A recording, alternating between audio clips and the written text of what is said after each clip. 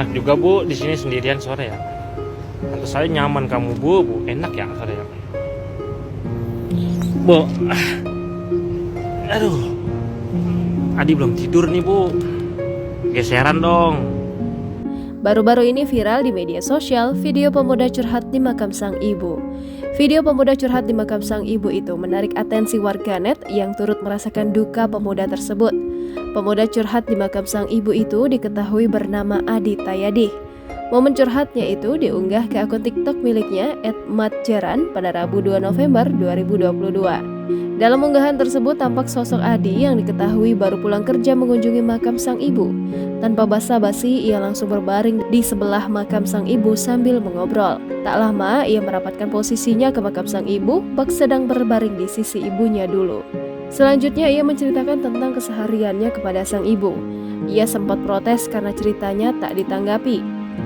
Ia juga melempar guyonan tentang sang ibu lebih memilih makam daripada hotel yang berada di sebelahnya. Lebih lanjut, Adi mencurahkan isi hatinya tentang hidupnya setelah sang ibu tiada. Ia mengakui bahwa hilangnya sosok ibu di hidupnya sedikit banyak mengubah hidupnya. Curhatannya itu membawanya menuturkan rasa kagumnya kepada figur ibu. Masih belum puas bercerita, ia juga sempat mengadu kepada sang ibu bahwa dirinya susah tidur belakangan ini dan meminta ibunya tak usah khawatir. Setelah puas bercerita, sebelum meninggalkan makam, ia juga berdoa untuk sang ibu. Aksi pemuda ini pun menuai beragam komentar dari warganet yang ikut terharu saat menyaksikannya. Pasalnya, ia sangat piawai menyembunyikan kesedihan di balik tawanya sehingga membuat hati warganet teriris. Boleh gak geseran? Kayak dulu di rumah, di sofa tuh, di bangku. Karena dia suka geseran, padahal itu kan buat sendiri, tapi Adi maunya sama ibu.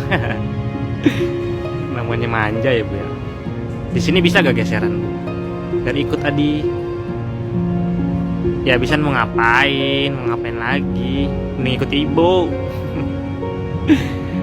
Adi udah pulang kerja tadi siang karena Adi mau ngurus STNK motor. Besok Adi mau ke Jogja Bu, mau ketemu Mbak, ibumu.